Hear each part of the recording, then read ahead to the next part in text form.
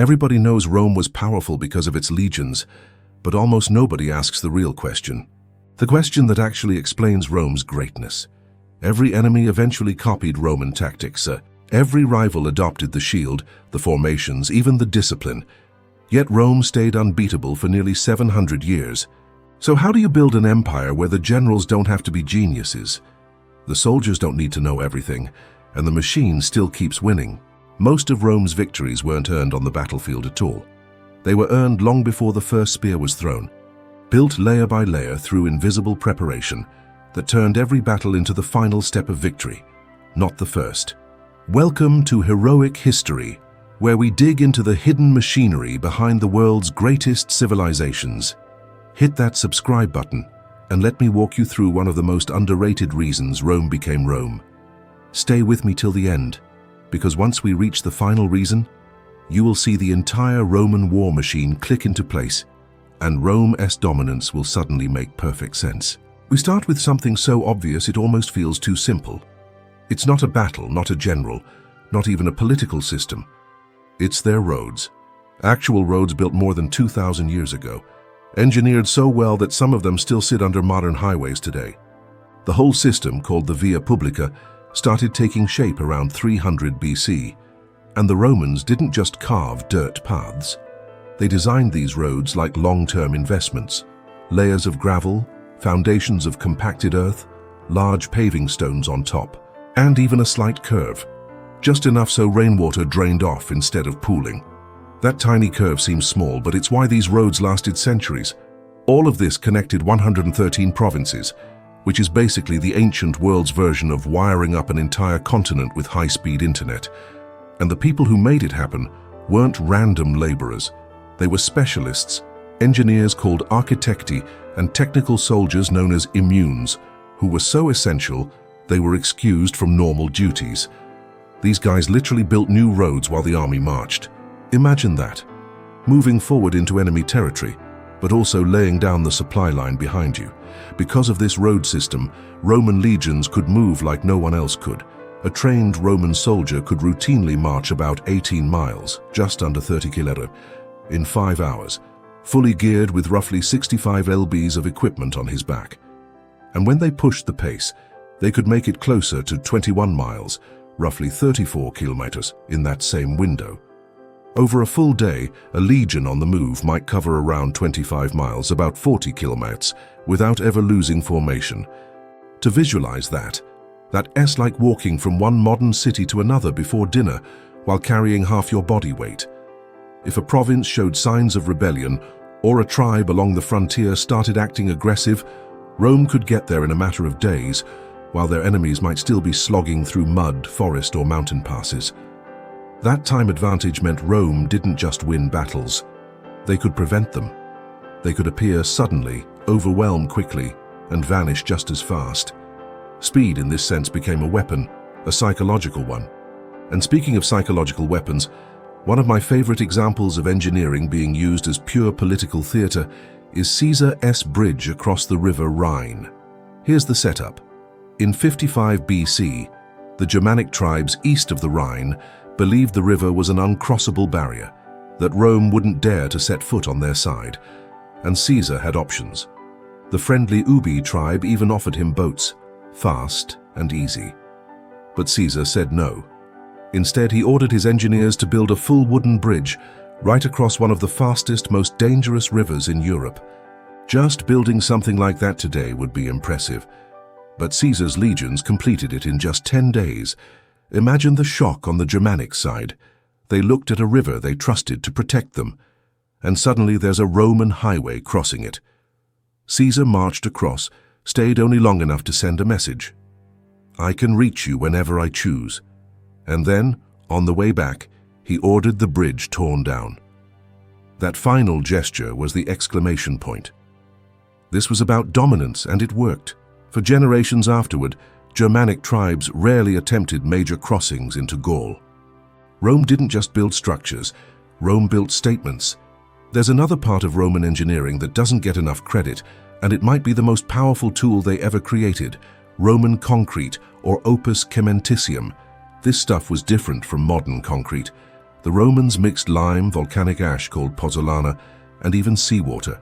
The result hardened over time into something so durable that some Roman seawalls, structures built underwater, are still standing after 2,000 years. For comparison, a lot of modern concrete begins degrading after 50 years. So what did this mean for Rome? It meant ports, strong, huge, stable ports. It meant breakwaters in the Mediterranean that could take a beating from storms. It meant naval bases that didn't crumble, supply depots that didn't rot, and coastal defenses that didn't wash away. These ports kept Rome's supply lines open. They fed armies, fueled trade, and anchored the Mediterranean economy. Their durability basically gave Rome a permanent naval infrastructure. As long as those ports stood, Rome had a foothold everywhere. In a way, Roman concrete was the glue that held the empire together. You can also see Rome's engineering mindset in the way they made weapons. They didn't produce equipment like artisanal workshops. They produced it like an early military industry. Armories created ballistae and catapults with standardized parts, pieces made to fit interchangeable components. If a torsion spring cracked or a wooden arm snapped, soldiers could swap it out immediately, even using parts from another machine. That's thousands of years before industrial factories.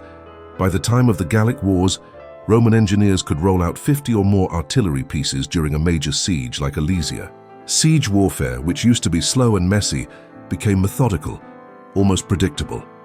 Rome would arrive, build fortifications, deploy standardized engines, and crush resistance in stages. You could almost set your watch by it.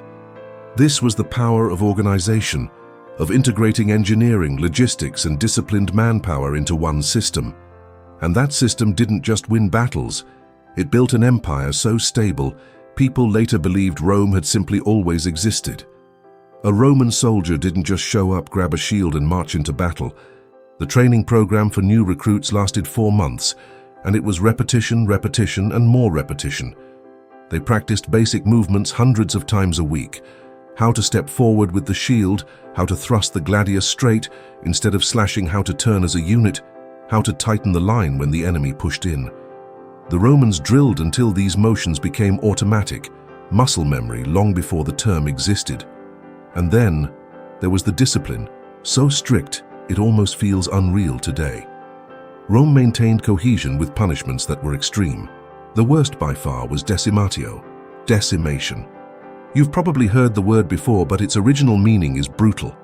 If a unit committed a serious crime like mutiny or cowardice, the entire group was punished. Every 10 men drew lots. 1 in 10 died, executed by his own comrades. It was about scaring the survivors into a collective sense of responsibility. Harsh? Absolutely. But effective? Also, absolutely. That's why, even after catastrophes like Cannae, where Rome lost roughly 50,000 to 70,000 men in a single day, the army didn't collapse like most ancient forces would have. They rebuilt. They stayed disciplined. They could reform their battle lines, reorganize units, and fight again within months. But the legions weren't alone on the battlefield. One of Rome's greatest strengths was knowing what it couldn't do and knowing who could do it better. That's where the auxilia came in. These were troops recruited from outside the citizen population, people called peregrini. And by the time we get to the 2nd century AD, something surprising had happened.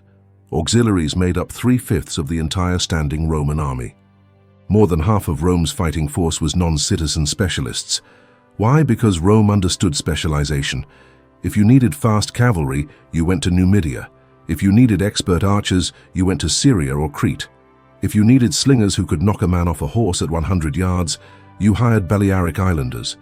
Instead of trying to teach legionaries skills they weren't suited for, Rome simply brought in the best from across the empire.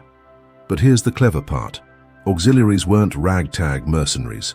They were trained, equipped and organized according to Roman standards. That meant when a legion advanced, auxiliary cavalry knew exactly how to support them. When auxiliaries screened the flanks, the infantry knew how they'd move.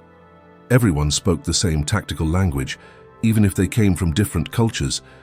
The result was a fighting force more adaptable than any army Rome ever faced. Where others were rigid, Rome was flexible. Where others fought one style, Rome fought all styles at once. And if this sounds like the kind of integration that would cause loyalty problems, that leads right into Rome's next trick. Rome discovered something that still feels modern today. Loyalty can be built, not with gold, but with rights. For many non-citizens, serving in the auxilia was the most realistic path to Roman citizenship. And that wasn't a small reward.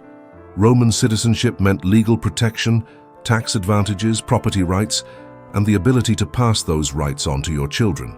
So you're a young man from a provincial tribe.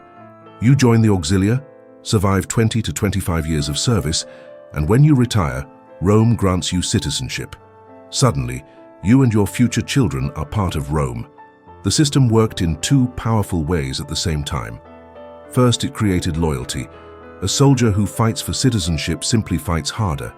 Second, it absorbed conquered peoples into the empire. When veterans settled across the provinces, they carried Roman customs, Roman language, and Roman law with them. Rome built a repeating cycle. Foreigners serve, foreigners earn citizenship, new citizens defend Rome, Rome expands, and even more people join. No ancient empire used this model with anything close to Rome's scale or consistency. That's why historians sometimes describe the Roman army as a self-renewing political engine. It created its own replacements, and those replacements became Romans. Rome didn't win wars just because it had good soldiers. It won because it could keep those soldiers fighting long after other armies would have starved, scattered, or just given up. And the key to that was a system called the Annona Militaris. Think of it as Rome's mandatory supply pipeline. When a legion was stationed in or marching through a province, the local economy had to provide what it needed: grain, olive oil, wine, pork, anything that kept a soldier strong and a camp functioning. And the principle was blunt. The army's needs always came first, even before the needs of civilians. That sounds harsh, and it was, but it also meant Rome could sustain long campaigns without relying on long, vulnerable supply lines stretching across mountains and seas. Over time, especially under the Severan dynasty, and later under Diocletian, this system evolved. Money kept losing value. Rome's economy had rough phases of inflation, so instead of trying to collect taxes in coins that weren't worth much, the state started collecting taxes in actual goods. Literal tons of grain, amphorae of oil and wine, herds of pigs, and that changed everything. Annona Militaris stopped being just a military supply system. It became a political vacuum cleaner, a way to redirect the wealth of the provinces straight into the army. Not metaphorically, literally. The soldiers ate the taxes. The result? Forts stayed stocked. Frontier camps survived winters. Units deep in hostile territory never ran out of food, and Rome's enemies, who usually relied on whatever they could forage, couldn't keep up. In the ancient world, disease was a bigger killer than swords. More soldiers died from bad water, infections, and camp fevers than from enemy spears. And this is where Rome quietly changed the rules of war. The Roman legions had something truly rare: a structured military medical system. Right up near the front line, you'd find the capsari, battlefield medics carrying little boxes called capsae filled with bandages and tools. Their job was basic but life-saving: stop bleeding, keep the wounded breathing, and sort out who needed to be rushed back to the field hospital. This triage system, sorting the wounded by urgency, sounds obvious today. Back then, it was revolutionary. Roman camps were also laid out with hygiene in mind: proper drainage, latrines away from water sources, strict sanitation rules. All of this meant fewer soldiers dying of disease. And the numbers matter. A legion that lost 10% of its men to sickness each season wasn't at the same fighting force as one that only lost 1% or 2%. That difference created what historians call the attrition edge, a long-term survival advantage. Imagine two armies fighting a campaign. One loses more men to fever than to arrows. The other keeps most of its wounded alive and sends veterans, men with real battlefield experience, back to the ranks. Who wins the campaign? Who has more discipline by the final battle? Who still has officers who know the terrain and the enemy? That was Rome. Their enemies, whether Gauls, Parthians, or the Germanic tribes, had nothing remotely comparable. And over years of hard campaigning, that difference added up. Rome's superior medical care meant its soldiers survived the marches, the winters, the infections that wiped out other armies long before a battle even started. And because they survived, Rome gained something its opponents simply couldn't manufacture. Veteran legions year after year, campaign after campaign. This medical sophistication didn't just save lives. It kept entire legions intact across multi-year wars, turning Roman armies into long-term, battle-tested machines. But Rome's genius didn't stop at that. When the First Punic War erupted, Rome suddenly found itself staring down an opponent built for a completely different kind of fight. Carthage wasn't just a rival power, it was a maritime civilization that had controlled Mediterranean sea routes for centuries. Its wealth, its trade, even its identity came from the sea. They trained generations of sailors from childhood, and their admirals had more naval experience in a single campaign than most Roman commanders had in a lifetime. Rome, by contrast, was a land empire. Its strength lived on dry ground, in formations, in infantry discipline. Its navy was little more than a coastal patrol force, competent enough to guard Italy, but nowhere near capable of challenging a world-class naval power. So, how do you defeat a navy when you barely know how to sail? Rome did something only Rome would do. They changed the rules of the game. If you can't outsail your enemy, then don't fight them at sea on their terms. Around 261–260 BC, Roman engineers developed a brutal, almost absurd-looking device called the corvus. Imagine a heavy wooden boarding bridge, nearly 36 ft long, armed with a massive iron spike at the bottom. The whole thing weighed close to a ton. It wasn't elegant, it wasn't graceful, but it was Roman. When a Roman ship approached an enemy vessel, the crew would drop the corvus. The spike crashed down, punched straight into the enemy deck and locked the two ships together. In that moment, the sea battle vanished. And what replaced it was infantry combat, fought on a cramped wooden platform. And infantry combat was Rome's absolute specialty. The corvus turned early naval clashes into something the Romans understood perfectly. It helped them win battles they had no right to win, battles where expert Carthaginian sailors suddenly found themselves face to face with heavily armored legionaries charging across the bridge. But there was a cost, a serious one. That one-ton boarding bridge did more than make boarding easier. It raised each ship's center of gravity. In calm waters, this was fine. But in storms, when the Mediterranean became violent and unpredictable, the corvus turned Roman ships into floating hazards. Then came 255 BC, caught in a fierce storm. More than 100 Roman ships capsized or were smashed apart. One of the worst naval losses in ancient history. The corvus didn't cause the storm, but it made the ships top-heavy enough that they flipped far more easily. Now, here's where Rome showed something even more remarkable than invention: strategic humility. They didn't cling to the invention, they didn't insist on tradition. They didn't pretend it was still useful, they simply abandoned it. After that disaster, Rome didn't just repair its fleet, it redesigned the entire idea of what a Roman navy should be. They rebuilt with lighter, faster ships that didn't fight the sea but moved with it. They trained crews in better seamanship, drilled them in coordinated rowing, tighter turns, and controlled acceleration. And instead of the heavy corvus that once gave them an advantage but nearly drowned them in storms, they shifted to smarter tools like the harpax, a kind of grappling hook launched from a ballista. It let Roman marines board enemy ships without loading their decks with tons of metal. Lighter ships, deadlier precision. Step by step, Rome was doing something few ancient powers ever managed, turning every failure into a blueprint. Because Rome built a military that wasn't just an army.